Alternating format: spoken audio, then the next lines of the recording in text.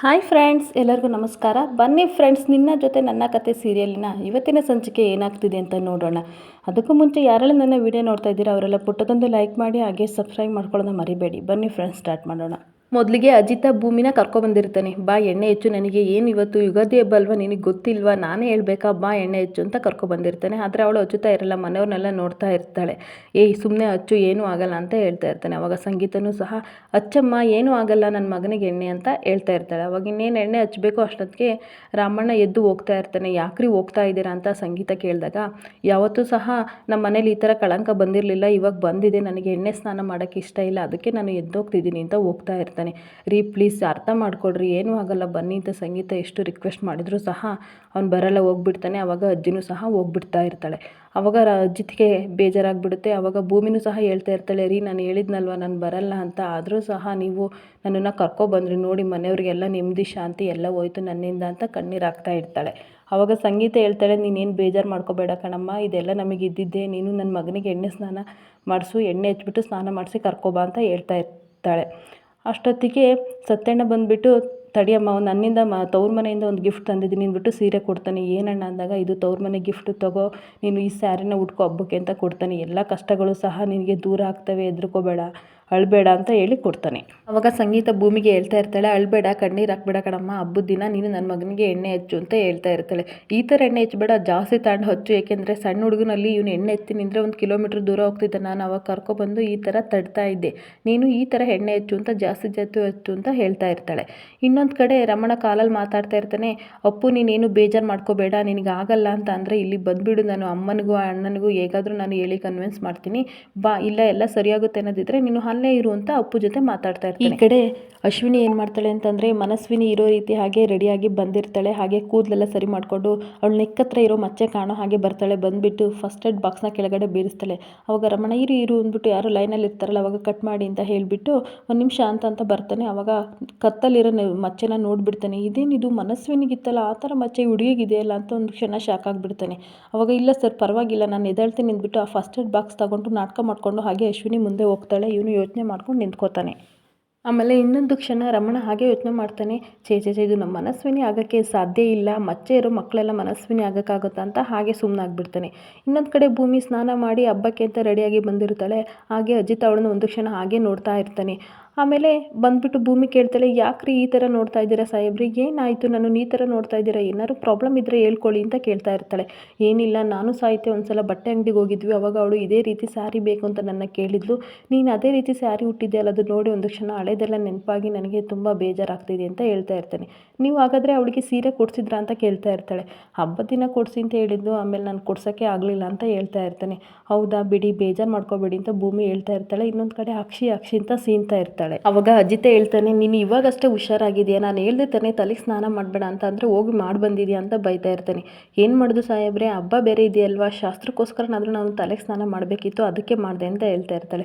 ನನ್ನ ಮಾತೆಲ್ಲಿ ಕೇಳ್ತೀಯ ನೀನು, ಬಿಡು ಅಂದ್ಬಿಟ್ಟು ಬಾಯಲ್ಲಿ ಅಂದ್ಬಿಟ್ಟು ಚೇರ್ ಹಾಕ್ಬಿಟ್ಟು ಕೂರಿಸ್ಬಿಟ್ಟು ತಲೆಯೆಲ್ಲ ನೀಟಾಗಿ ಒರೆಸ್ತಾ ಇರ್ತಾನೆ. ಬೇಡ ಸಾಹೇಬ್ರೆ ಅಂದುವೆ, ಸುಮ್ಮನೆ ಕೂತ್ಕೊಂಡು ನನ್ನ ಮಾತು ಕೇಳು ಅಂದ್ಬಿಟ್ಟು ನೀಟಾಗಿ ತಲೆಯೆಲ್ಲ ಉಣಿಸಿ ಸಾಂಬ್ರಾಣಿನ ಊದ್ಬತ್ತಿದು ಹೊಗೆ ಎಲ್ಲ ಹಾಕಿಬಿಟ್ಟು ತಲೆ ಕೂದಲೆಲ್ಲ ನೀಟಾಗಿ ಒರೆಸ್ಬಿಟ್ಟು ರೆಡಿ ಆಗಿಬಿಟ್ಟು ಇಬ್ಬರು ಬರ್ತಾ ಇರ್ತಾರೆ. ಈ ಕಡೆ ಮನೆಯವರೆಲ್ಲರೂ ಸಹ ಪೂಜೆ ಮಾಡೋಕ್ಕೆ ರೆಡಿಯಾಗಿರ್ತಾರೆ, ದೇವರಿಗೆಲ್ಲ ನಮಸ್ಕಾರ ಮಾಡ್ತಾ ಇರ್ತಾರೆ. ಅಷ್ಟೊತ್ತಿಗೆ ಅಜಿತ್ ಭೂಮಿನೂ ಸಹ ಅಲ್ಲಿಗೆ ಬರ್ತಾರೆ. ಅವಾಗ ಸಂಗೀತ ಹೇಳ್ತಾ ಇರ್ತಾಳೆ, ಯಾಕೆ ಅಜಿತ್ ಭೂಮಿ ಅಲ್ಲೇ ನಿಂತಿದ್ದೀರಾ, ಇಲ್ಲಿಗೆ ಬನ್ನಿ, ಹತ್ರ ಬನ್ನಿ ಅಂತ ಕರಿತಾಳೆ. ಸರಿ ಅಂದ್ಬಿಟ್ಟು ಹೋಗ್ತಾರೆ. ಅವಾಗ ಎಲ್ಲರೂ ಸಹ ದೇವರಿಗೆ ಕೈ ಮುಕ್ಕೊಂಡು ನಿಂತ್ಕೋತಾರೆ. ಅಜ್ಜಿ ಮಾತ್ರ ಬಂದಲ್ಲ ಅಂತ ಗುರಾಯಿಸ್ಕೊಂಡೇ ನೋಡ್ತಾ ಇರ್ತಾಳೆ. ಈ ಕಡೆ ಗುರುಗಳು ಮನೆಗೆ ಅಂತ ಬರ್ತಾ ಇರ್ತಾರೆ. ಅವಾಗ ಸತ್ಯಣ್ಣ ಕರ್ಕೊಂಡು ಹೋಗ್ಬಿಟ್ಟು ಅವ್ರನ್ನ ಕಾರಿಂದ ಇಳಿಸಿ ಕರ್ಕೊಂಡು ಬರ್ತಾ ಇರ್ತಾನೆ. ಒಳಗಡೆ ಬಂದುಬಿಟ್ಟು ಸಂಗೀತಮ್ಮ ಗುರುಗಳು ಬಂದರು ಅಂತ ಹೇಳ್ತಾನೆ. ಅವಾಗ ಸರಿ ಬನ್ನಿ ಅಂದ್ಬಿಟ್ಟು ಗುರುಗಳು ಹೇಳ್ತಾರೆ, ಪೂಜೆ ಸ್ಟಾರ್ಟ್ ಮಾಡೋಣ ಅಮ್ಮ ಅಂತವ. ಅವಾಗ ಅಜ್ಜಿ ಹೇಳ್ತಾರೆ, ಸ್ಟಾರ್ಟ್ ಮಾಡಿ ಗುರುಗಳೇ ಅಂತ. ಅವಾಗ ವಕ್ರತುಂಡ ಮಹಾಕಾಯ ಸೂರ್ಯಕೋಟಿ ಸಮಪ್ರಭ ನಿರ್ವಿಘ್ನಂ ಕುರುವೆ ದೇವ ಸರ್ವ ಕಾರ್ಯದು ಸರ್ವದ ಅಂತ ಎಲ್ಲ ಹೇಳ್ಬಿಟ್ಟು ಪೂಜೆನ ಸ್ಟಾರ್ಟ್ ಮಾಡ್ತಾ ಇರ್ತಾರೆ ಗುರುಗಳು. ಅವಾಗ ಗುರುಗಳು ಹೇಳ್ತಾರೆ, ಮನೆ ಸೊಸೆ ಬಂದು ದೀಪ ಹಚ್ರಮ್ಮ ಅಂತ ಹೇಳ್ತಾ ಇರ್ತಾರೆ. ಅವಾಗ ಎಲ್ಲರೂ ಸಹ ಮುಖ ನೋಡ್ತಾ ಇರ್ತಾರೆ. ಆದರೆ ಅಜ್ಜಿಗೆ ಸಿಟ್ಟು ಬರ್ತಾ ಇರುತ್ತೆ. ಅವಾಗ ಸಂಗೀತ ಹೇಳ್ತಾಳೆ, ಹೋಗಮ್ಮ ಭೂಮಿ ನೀನೇ ಹಚ್ಚು ಅಂತ ಅಂದಾಗ ಮುಖನೇ ನೋಡ್ತಾ ಇರ್ತಾಳೆ. ಅವಾಗ ಇನ್ನೇನು ಭೂಮಿ ಹಚ್ಚಕ್ಕೆ ಬರಬೇಕು, ಅವಾಗ ನಿಲ್ಲು ಅಂತ ಜೋರಾಗಿ ಕೂಗಾಡ್ತಾಳೆ. ಅವಾಗ ನೋಡು, ಅನ್ನಪೂರ್ಣೇಶ್ವರಿ ವಾಸ ಮಾಡೋ ಜಾಗಕ್ಕೆ ನಿನ್ನನ್ನು ನಾನು ಕಳಿಸ್ತಿಲ್ಲ, ಅಂಥದ್ರಲ್ಲಿ ದೇವತೆಗಳು ಇರುವ ಈ ದೇವ್ರ ಮನೆಗೆ ನಾನು ನಿನ್ನನ್ನು ಬಿಡ್ತೀನ ಅಂತ ಬೈತಾ ಇರ್ತಾಳೆ.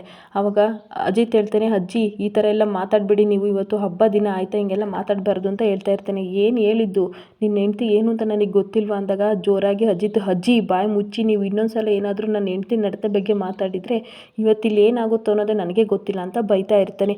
ಅಂಜನಾಗೆ ಹೇಳಿದ್ನಲ್ಲ ಅದೇ ಮಾತನ್ನ ಹೇಳ್ತಾ ಇದ್ದೀನಿ, ಇನ್ನೊಂದು ಸಲ ನನ್ನ ಹೆಂಡತಿ ಬಗ್ಗೆ ಮಾತಾಡಿದರೆ ನಾನು ಏನಾಗ್ತೀನೋ ನನಗೆ ಗೊತ್ತಿಲ್ಲ ಅಂತ ಬೈತಾ ಇರ್ತಾನೆ. ಅವಾಗ ದೇವಿಯಾನಿ ಹೇಳ್ತಾಳೆ, ಏನಪ್ಪ ಅಜಿತ್ ಅಂದಾಗ, ಏನತ್ತೆ ಮತ್ತೆ ಇವತ್ತು ಹಬ್ಬದ ದಿನ ಎಲ್ಲರ ಮುಂದೆ ಈ ಬಗ್ಗೆ ಮಾತಾಡ್ಬೋದಿತ್ತ ಇವರು ಅಂತ ಬೈತಾ ಇರ್ತಾನೆ. ಅವಾಗ ದೇವಿಯಾನಿ ಹೇಳ್ತಾಳೆ, ಅಲ್ಲ ಕಣಪ್ಪ ಮನೆಯವ್ರ ಮುಂದೆ ಅಂತ ಹೇಳ್ತಾ ಇದೆಯಲ್ಲ, ಇಡೀ ಊರಿಗೆ ಸಹ ಗೊತ್ತಾಗಿದೆ, ಅದಕ್ಕೋಸ್ಕರ ಮನೆಯವ್ರಿಗೆ ನೋವಾಗಿದೆ ಬಿಡು ಅಂತ ದೇವಿಯಾನಿ ಹೇಳ್ತಾ ಇರ್ತಾಳೆ. ಅವಾಗ ಅಜಿತ್ ಭೂಮಿ ಸರಿ ನಾವು ಹೋಗೋಣ ಅಂತ ಹೋಗ್ತಾ ಇರ್ತಾರೆ. ಅಷ್ಟೊತ್ತಿಗೆ ಸಂಗೀತ ಬೇಡ ಮಗನೇ ಹೋಗಬೇಡ ಅಂತ ಹೇಳ್ತಾ ಇರ್ತಾಳೆ. ಅವಾಗ ಅಜ್ಜಿ ಹೇಳ್ತಾಳೆ, ನೋಡು ನಿನ್ನ ಮನೆ ಮಗಳು, ನೀನೇ ಹಚ್ಚು ಸಂಗೀತ ದೀಪನ ಅಂತ ಹೇಳ್ತಾ ಇರ್ತಾಳೆ. ಗುರುಗಳೇ ನನ್ನನ್ನು ಕ್ಷಮಿಸ್ಬಿಡಿ, ನಮ್ಮಲ್ಲಿ ಸಣ್ಣ ಸಣ್ಣ ಲೋಪಗಳಿದ್ದಾವೆ, ಅದಕ್ಕೋಸ್ಕರ ಈ ಥರ ಆಯಿತು, ದಯವಿಟ್ಟು ಕ್ಷಮಿಸಿ, ನಾವು ಮಗಳ ಕೈಲೇ ನಾನು ದೀಪ ಹಚ್ಚಿಸ್ತೀನಿ ಅಂತ ಹೇಳ್ತಾ ಇರ್ತಾಳೆ. ಅವಾಗ ಗುರುಗಳು ಹೇಳ್ತಾರೆ, ಎಲ್ಲ ಸತ್ಯಗಳನ್ನು ತಿಳಿದಿರುವ ದೇವರು ಮೂಕವಾಗಿದ್ದಾರೆ ಕಣಮ್ಮ, ಕಲ್ಪನಾ ಲೋಕಗಳನ್ನು ತಿಳಿದಿವರು ಮಾತಾಡ್ತಾ ಇದ್ದಾರೆ ಅಂತ ಹೇಳ್ತಾ ಇರ್ತಾರೆ. ಅವಾಗ ದೇವಿಯಾನಿ ಇದೇನು ಅಂತ ಮುಖನೇ ನೋಡ್ತಾ ಇರ್ತಾಳೆ.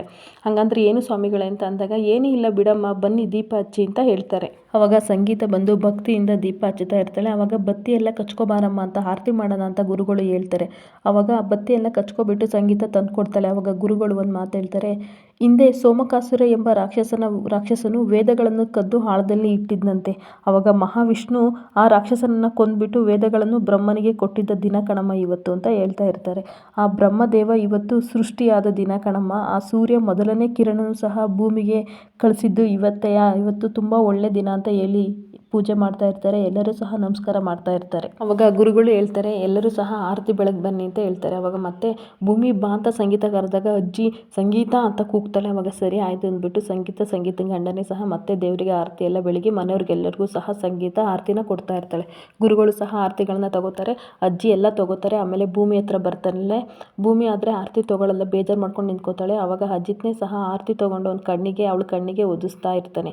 ಆಮೇಲೆ ಅವನು ಸಹ ಆರತಿ ತೊಗೊಂಡು ಬರ್ತಾನೆ. ತುಂಬ ಬೇಜಾರಾಗಿ ಅಜಿತ್ ಮತ್ತು ಭೂಮಿ ನಿಂತಾ ಇರ್ತಾರೆ. ಆವಾಗ ಅಜ್ಜಿ ಹೇಳ್ತಾಳೆ, ಎಲ್ಲರೂ ಸಹ ಗುರುಗಳ ಹತ್ರ ಆಶೀರ್ವಾದ ತೊಗೊಳ್ಳಿ ಅಂದ್ಬಿಟ್ಟು ಕಾಲಿಗೆ ನಮಸ್ಕಾರ ಮಾಡ್ಕೋತಾ ಇರ್ತಾಳೆ. ಬನ್ನಿ ಬನ್ನಿ ಅಂತ ಹೇಳ್ತಾ ಇರ್ತಾಳೆ. ಆವಾಗ ದೇವಿಯಾನಿ ಹೇಳ್ತಾಳೆ, ಅಶ್ವಿನಿ ನೀನು ಹೋಗ್ಬಿಟ್ಟು ಆಶೀರ್ವಾದ ತಗೋ ಅಂತ ಹೇಳ್ತಾ ಇರ್ತಾಳೆ. ನಾನು ಅಂದಾಗ, ನೋಡಿ ಅತ್ತೆ ಅಂದಾಗ, ಹೋಗಮ್ಮ ತಗೋ, ಏನೂ ಆಗಲ್ಲ, ಗುರುಗಳ ಹತ್ರ ಒಳ್ಳೇದಾಗುತ್ತೆ ಅಂತ ಹೇಳ್ತಾ ಇರ್ತಾಳೆ. ಆವಾಗ ಅಶ್ವಿನಿ ಬಂದುಬಿಟ್ಟು, ಗುರುಗಳು ನನಗೆ ಆಶೀರ್ವಾದ ಮಾಡಿ ಅಂತ ಆಶೀರ್ವಾದ ತಗೋತಾಳೆ. ನಾನೊಬ್ಬಳು ಅನಾಥೆ, ನನಗೆ ಅಪ್ಪ ಅಮ್ಮ ಯಾರೂ ಇಲ್ಲ, ಆದರೆ ಈ ಕುಟುಂಬ ಸಂಸಾರ ನೋಡಿದರೆ, ಈ ತುಂಬು ಸಂಸಾರ ನೋಡಿದರೆ ನನಗೆ ತುಂಬ ಖುಷಿಯಾಗುತ್ತೆ, ಇಂಥ ಸಂಸಾರ ನನಗೂ ಸಿಗಲಿ ಅಂತ ಆಶೀರ್ವಾದ ಮಾಡಿ ಗುರುಗಳೇ ಅಂತ ಹೇಳ್ತಾ ಇರ್ತಾಳೆ. ಅವರು ಆಶೀರ್ವಾದ ಮಾಡ್ತಾರೆ. ಆವಾಗ ಅಜ್ಜಿ ಹೇಳ್ತಾಳೆ, ಅಲ್ಲ ಅಶ್ವಿನಿ, ನಿನಗೊಂದು ಸಂಸಾರ ಇದೆ, ನಿನಗೊಂದು ಮನೆ ಮಠ ಎಲ್ಲ ಇದೆ ಅಂತ ಹೇಳ್ತಿದ್ದೆ ಅಲ್ವಾ ಅಂತ ಶಾಕಾಗಿ ಕೇಳ್ತಾಳೆ. ಆವಾಗ ಅಶ್ವಿನಿ ಬಂದು ಹೇಳ್ತಾಳೆ, ಅಜ್ಜಿ ನಾನು ನಿಮ್ಮ ಹತ್ರ ಸುಳ್ಳು ಹೇಳ್ಬಿಟ್ಟೆ, ದಯವಿಟ್ಟು ಕ್ಷಮಿಸ್ಬಿಡಿ. ನನಗೆ ಬುದ್ಧಿ ಬರೋಕ್ಕೆ ಮುಂಚೆನೇ ನಾನು ಅನಾಥಾಶ್ರಮದಲ್ಲಿದ್ದೆ. ಅಲ್ಲಿ ಹಿರಿಯರೇ ನನಗೆ ಅಜ್ಜಿ ತಾತ, ಪ್ರೀತಿ ಯಾರು ತೋರಿಸ್ತಾರೆ ಅವರೇ ನನಗೆ ಅಪ್ಪ ಅಮ್ಮ, ಜೊತೆಯಲ್ಲಿ ಆಡೋವರೇ ನನ್ನ ಅಕ್ಕ ತಂಗಿ ಅಂದ್ಕೊಂಡು ನಾನು ಬೆಳೆದ್ಬಿಟ್ಟೆ ಅಂತ ಹೇಳ್ತಾ ಇರ್ತಾಳೆ. ಆದರೂ ಸಹ ನೀವು ಯಾವಾಗಲೂ ಸಹ ಈ ಮನೆಯಲ್ಲಿ ನನ್ನ ಒಬ್ಬಳು ಅಂತ ಹೇಳ್ತಾ ಇರ್ತಿರಲ್ಲ, ಅದೇ ನನಗೆ ಖುಷಿ, ನನಗೂ ಈ ಥರ ಫ್ಯಾಮಿಲಿ ಇರಬೇಕಿತ್ತಲ್ಲ ಅಂತ ಬೇಜಾರಾಗುತ್ತೆ ಅಂತ ಅಶ್ವಿನಿ ಅಜ್ಜಿಗೆ ಹೇಳ್ತಾ ಇರ್ತಾಳೆ. ಅವಾಗ ಅಜ್ಜಿ ಬೇಜಾರು ಮಾಡಿಕೊಂಡು, ಚಿಕ್ಕ ವಯಸ್ಸಿನಲ್ಲಿ ನೀನು ಎಷ್ಟು ಕಷ್ಟಗಳನ್ನು ಅನುಭವಿಸಿದೆಯಮ್ಮ, ದೇವರು ನಿನಗೆ ಒಳ್ಳೇದು ಮಾಡ್ತಾನೆ ಅಂತ ಹೇಳ್ತಾ ಇರ್ತಾಳೆ. ಈ ಕಡೆ ಗುರುಗಳು ನಗಾಡ್ಕೊಂಡು ಮನಸ್ಸಲ್ಲೆಯ ಅಜಿತ್ ಮತ್ತು ಭೂಮಿ ಹತ್ರ ಬಂದು ಹೇಳ್ತಾ ಇರ್ತಾರೆ ಭೂಮಿಗೆ, ಬೆಂಕಿಗೆ ಸೋಕಿದ ಕರ್ಪೂರ ಹೇಗೆ ಉರಿದು ಬೂದಿ ಆಗುತ್ತೋ ಹಾಗೆ ನಿನ್ನ ಕಲ್ಮಶಗಳೆಲ್ಲವೂ ಸಹ ಉರಿದು ಬೂದಿ ಆಗುತ್ತೆ, ನೀನೇನು ಯೋಚನೆ ಮಾಡಬೇಡ ಕಣಮ್ಮ ಅಂತ ಹೇಳ್ತಾ ಇರ್ತಾರೆ. ಅವಾಗ ಖುಷಿಯಿಂದ ಆಶೀರ್ವಾದ ಮಾಡಿ ಗುರುಗಳೇ ಅಂತವ ಭೂಮಿ ಅಜಿತ್ ಇಬ್ಬರು ಸಹ ಆಶೀರ್ವಾದ ತಗೋತಾ ಇರ್ತಾರೆ. ಅವಾಗ ರಾಮಣ್ಣ ಬಂದುಬಿಟ್ಟು, ಬನ್ನಿ ಗುರುಗಳೇ ನೀವು ಪ್ರಸಾದ ತೊಗೊಳ್ಳಿ ಅಂತ ಕರ್ಕೊಂಡು ಹೋಗ್ತಾನೆ. ಆಗ ಮನೆಯವರೆಲ್ಲರೂ ಸಹ ಪ್ರಸಾದ ತೊಗೊಳಕ್ಕೆ ಅಂತ ಹೋಗ್ತಾ ಇರ್ತಾರೆ. ಈ ಕಡೆ ಸಂಗೀತ ಭೂಮಿ ಹತ್ರ ಬಂದುಬಿಟ್ಟು, ಏನು ಯೋಚನೆ ಮಾಡಬೇಡ ಭೂಮಿ, ಗುರುಗಳು ಹೇಳಿದಾರಲ್ವ ಎಲ್ಲದೂ ಒಳ್ಳೆಯದಾಗುತ್ತೆ ಅಂತ ಹೇಳ್ತಾ ಇರ್ತಾಳೆ, ಕಣ್ಣೀರು ಒರೆಸ್ತಾ ಇರ್ತಾಳೆ. ಇಲ್ಲಿಗೆ ಈ ವಿಡಿಯೋ ಮುಕ್ತಾಯವಾಗುತ್ತದೆ. ಈ ವಿಡಿಯೋ ಇಷ್ಟ ಆದರೆ ಪುಟ್ಟದೊಂದು ಲೈಕ್ ಮಾಡಿ, ಹಾಗೆ ಸಬ್ಸ್ಕ್ರೈಬ್ ಮಾಡ್ಕೊಳ್ಳಿ ಫ್ರೆಂಡ್ಸ್. Thank you.